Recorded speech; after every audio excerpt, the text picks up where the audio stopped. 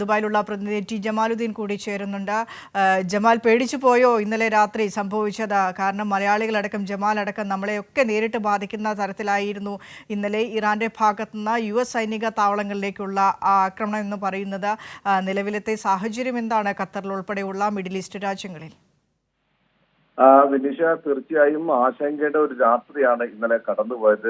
ഏറെ ആശങ്കയിൽ തന്നെയായിരുന്നു പ്രവാസി മലയാളികൾ അല്ലെങ്കിൽ ഇന്ത്യക്കാർ ഒക്കെ തന്നെയും ഉണ്ടായിരുന്നത്. കാരണം മിക്ക ഗൾഫ് രാജ്യങ്ങളും തങ്ങളുടെ വ്യോമപാത അടച്ചു. ഖത്തർ അടച്ചു, കുവൈത്ത് അടച്ചു, അതുപോലെ ബഹ്റൈൻ വ്യോമപാത അടച്ചു. UAE നിന്നുള്ള സർവീസുകൾ താളം തെറ്റി. UAE-യിലേക്കും മറ്റു രാജ്യങ്ങളിലേക്കുള്ള ഇന്ത്യയിൽ നിന്നുള്ള സർവീസുകളൊക്കെ തന്നെയും താളം തെറ്റിയിരുന്നു. നിരവധി വിമാനങ്ങൾ റദ്ദാക്കുകയും വഴി തിരിച്ചുവിടുകയും ചെയ്യുന്നു. അതുകൊണ്ട് തന്നെ പ്രവാസികൾ ഏറെ ആശങ്കയിലായിരുന്നു. എങ്ങനെയാണ് നാട്ടിലേക്ക് മടങ്ങുക, അല്ലെങ്കിൽ തിരിച്ച് അവിടെ നിന്ന് മടങ്ങുക എന്ന ഒരു ആശങ്ക ഒന്ന്. മറ്റൊന്ന്, ഈ ഖത്തറിന് നേരെയുണ്ടായ അല്ലെങ്കിൽ ഖത്തറിലെ സൈനിക താവളത്തിന്, അമേരിക്കൻ സൈനിക താവളത്തിന് നേരെയുണ്ടായ ആക്രമണം മറ്റ് ഗൾഫ് രാജ്യങ്ങളിലെ അമേരിക്കൻ സൈനിക താവളങ്ങൾക്ക് നേരെ ഉണ്ടാകുമോ എന്ന ഒരു ആശങ്ക. ഇത്തരത്തിൽ വലിയ ഭീതിയിലായിരുന്നു ഇന്നലെ രാത്രി ഒക്കെ തന്നെയും പ്രവാസി മലയാളികളൊപ്പം തന്നെ ഇവരെ ആശ്രയിച്ചു വരുന്ന നാട്ടിലെ കുടുംബങ്ങളൊക്കെ തന്നെ ഉണ്ടായിരുന്നത്.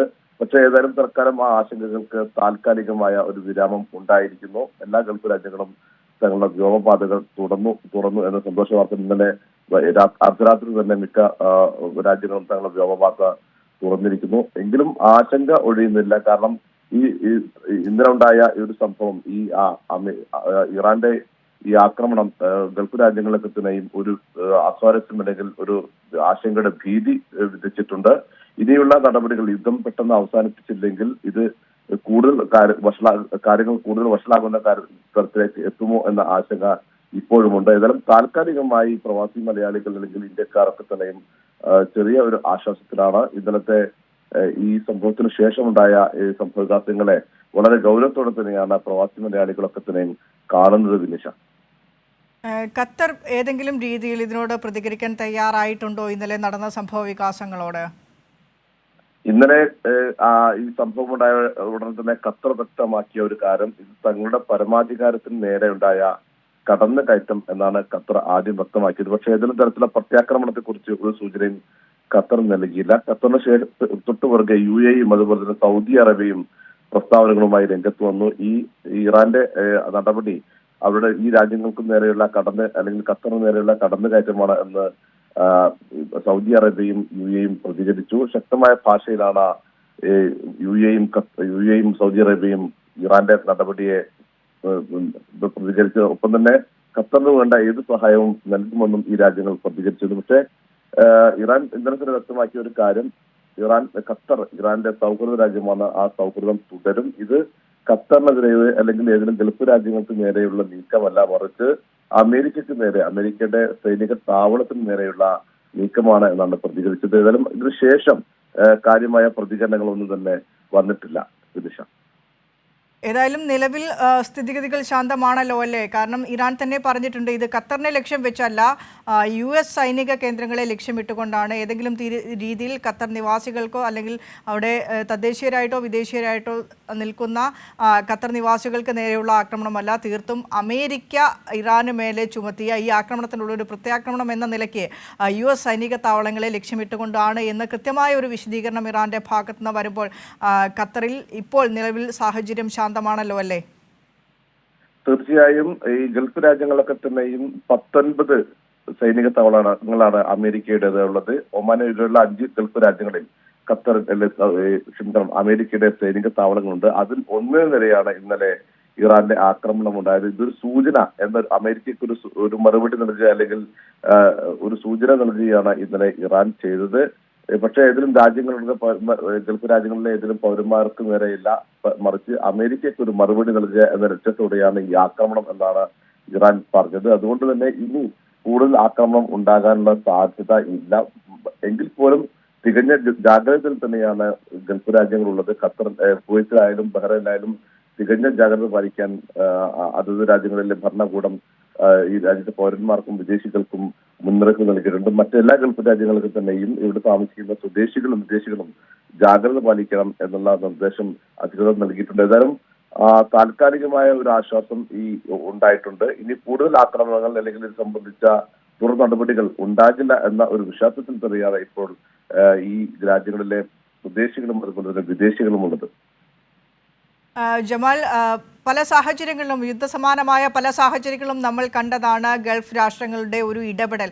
അപ്പോൾ അത്തരത്തിൽ ഇറാൻ ഇസ്രായേൽ യുദ്ധസമാനമായ സാഹചര്യത്തിൽ ഗൾഫ് രാഷ്ട്രങ്ങളുടെ, പ്രത്യേകിച്ച് ഖത്തറിൻ്റെയും സൗദി അറേബ്യയുടെയും ഒക്കെ ഒരു ഇടപെടൽ, മധ്യസ്ഥതയ്ക്കുള്ള ഒരു സാഹചര്യം അല്ലെങ്കിൽ അത്തരത്തിലുള്ള സാധ്യതകളിലേക്ക് ഏതെങ്കിലും തരത്തിലുള്ള റിപ്പോർട്ടുകളൊക്കെ പുറത്തേക്ക് വരുന്നുണ്ട്, പ്രത്യേകിച്ചും ഇത്തരത്തിലൊരു സാഹചര്യം കൂടി വന്ന സ്ഥിതിക്ക്? തീർച്ചയായും ഖത്തർ പ്രധാനമന്ത്രി ഷെയ്ഖ് മുഹമ്മദ് ബിൻ അബ്ദുറഹ്മാൻ അൽ താനിയുടെ ഒരു മധ്യസ്ഥതയിൽ ഈ പ്രശ്നം പരിഹരിക്കാനുള്ള ഒരു സാധ്യത അല്ലെങ്കിൽ അത്തരത്തിലുള്ള ഒരു സന്നദ്ധത അദ്ദേഹം മുന്നോട്ട് വെച്ചിട്ടുണ്ട് എന്നാണ് അറിയാൻ കഴിയുന്നത്. ഈ പ്രശ്നം ഇസ്രയേലും ഇറാനും തമ്മിലുള്ള ഈ സംഘർഷം പരിഹരിക്കാൻ ഉള്ള ഒരു നേതൃത്വം ഗൾഫ് രാജ്യങ്ങൾ എടുക്കാൻ സാധ്യതയുണ്ട്, അല്ലെങ്കിൽ അത്തരത്തിൽ സന്നദ്ധമാണ് എന്ന രീതിയിലാണ് ഖത്തർ പ്രധാനമന്ത്രി അറിയിച്ചിരിക്കുന്നത്. ഏതായാലും ഇന്നലത്തെ ഈ ആക്രമണത്തോടുകൂടി ഗൾഫ് രാജ്യങ്ങൾ പ്രത്യക്ഷമായി തന്നെ ഈ പ്രശ്നം പരിഹരിക്കാൻ മുന്നോട്ട് വരുന്നു എന്നത് ഒരു നല്ല സൂചന കൂടിയാണ്. കാരണം എങ്ങനെയെങ്കിലും ഈ പ്രശ്നങ്ങൾ, ഈ മിഡിൽ ഈസ്റ്റിൽ ഉരുണ്ടുകൂടുന്ന പ്രശ്നങ്ങൾ അവസാനിപ്പിക്കാനുള്ള ഒരു നേതൃത്വം ഗൾഫ് രാജ്യങ്ങൾ അല്ലെങ്കിൽ ഖത്തറിന്റെ നേതൃത്വത്തിൽ എടുക്കുന്നു എന്നത് സൂചനയാണ്. ഇതിന് തൊട്ടുപുറകെ തന്നെയാണ് അമേരിക്കൻ പ്രസിഡന്റിന്റെ പ്രസ്താവന വരുന്നത്. ഏതാനും ദിവസങ്ങൾക്കുള്ളിൽ തന്നെ ഇതിന് ഗണ്യമായ പരിഹാരം ഉണ്ടാകും എന്നൊരു പ്രതീക്ഷ പൊതുവിലുണ്ട്. ഈ ഇന്നത്തെ ആക്രമണത്തോടുകൂടി ഗൾഫ് രാജ്യങ്ങൾ പ്രത്യക്ഷമായി തന്നെ ഈ ഇറാൻ ഇസ്രായേൽ സംഘർഷത്തിൽ ഇടപെടുന്നു എന്നതാണ് പ്രധാനപ്പെട്ട ഒരു കാര്യം. നേരത്തെ ഈ ഇറാനും ഇസ്രായേലും തമ്മിലുള്ള പ്രശ്നത്തിൽ പ്രത്യക്ഷമായോ അല്ലെങ്കിൽ പ്രത്യക്ഷമായ തലത്തിൽ ഗൾഫ് രാജ്യങ്ങൾ ഒരിക്കലും ഇടപെട്ടിട്ടില്ല. പക്ഷേ ഇന്നലത്തെ ഖത്തറിന്റെ ആക്രമണത്തോടുകൂടി ഗൾഫ് രാജ്യങ്ങൾ കൂടി നേരിട്ട് ഇതിലേക്ക് വരുന്നു. അതേസമയം തന്നെ ഇതിൽ ഒരു പ്രധാനപ്പെട്ട ഒരു പ്രശ്നം ഗൾഫ് രാജ്യങ്ങൾക്കിടയിൽ അല്ലെങ്കിൽ മിഡിൽ ഈസ്റ്റ് രാജ്യങ്ങൾക്കിടയിൽ തമ്മിലുള്ള ഒരു അസ്വസ്ഥത കൂടിക്ക് ഈ പ്രശ്നം വഴിതെളിയിക്കുന്നു എന്നതുകൂടിയാണ്.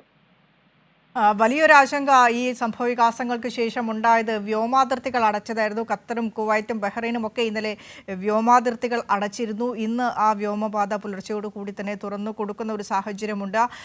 വ്യോമഗതാഗതം സാധാരണ നിലയിലേക്ക് മാറിയിട്ടുണ്ടോ?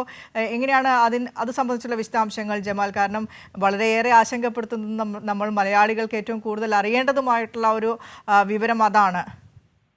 തീർച്ചയായും വിമാന സർവീസുകൾ പൂർണ്ണമായും പഴയ രീതിയിലേക്ക് മാറി എന്ന് പറയാൻ കഴിയില്ല. കാരണം ഇന്നലെ രാത്രി ഈ വ്യോമപാത അടച്ചതോടുകൂടി മിക്ക വിമാന സർവീസുകളിലും താളം തെറ്റിയിരുന്നു. ഇനി അത് പഴയ രീതിയിലേക്ക് മാറാൻ കുറച്ചുകൂടി സമയമെടുക്കും. പക്ഷെ വ്യോമപാത തുറന്നിട്ടുണ്ട്. പക്ഷെ ഇന്നലെ രാത്രി ക്യാൻസൽ ചെയ്ത നിരവധി വിമാനങ്ങളുണ്ട്. ആ വഴിതിരിച്ച് വിട്ട വിമാനങ്ങളുണ്ട്.